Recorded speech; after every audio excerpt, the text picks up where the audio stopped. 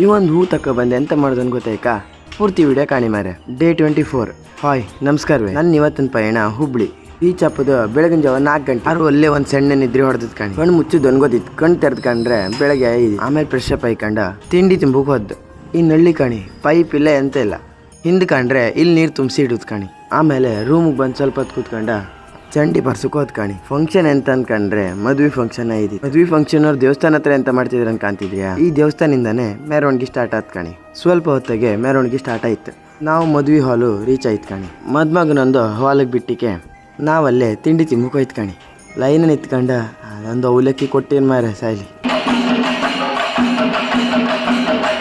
Stage ಏನ್ ಬಾರ್ಸಿಕೆ ನಮ್ಗಲ್ಲಿ ಊಟ set ಆತಿಲ್ಲ ಅನ್ ಗೊತ್ತಿದ್ದ.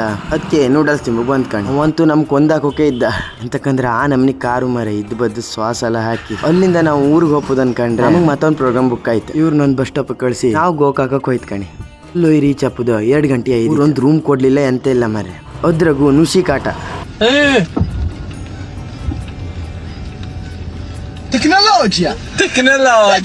ಅಂತೂ ನುಸಿಯಿಂದ ತಪ್ಸ್ಕಂತ ಕಾಣಿ. ಈ ಫಂಕ್ಷನು ಮದಿ ಫಂಕ್ಷನ್ ಆಗಿದ್ದಿತ್ತು. ಅಲ್ಲಿ ಹೋಗಿ ಚಾ ಕುಡ್ಕೊಂಡ ಬೊಬ್ರರಿಗೆ ಇವ್ರದ್ದು ಮದಿ ಹತ್ತಿದಿತ್ತು ಕಾಣಿ. 4 ಜನ ಕ್ಯಾಮರಾಮ್ಯಾನ್ ಮಾರೆ. ಹಂಗೂ ಹಿಂಗೂ ಅವ್ರ ಮದಿ ಎಲ್ಲ ಮುಗೀತು.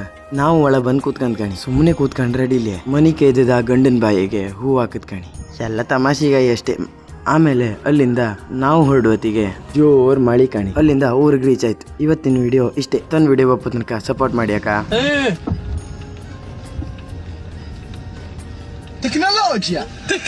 Tecnologia!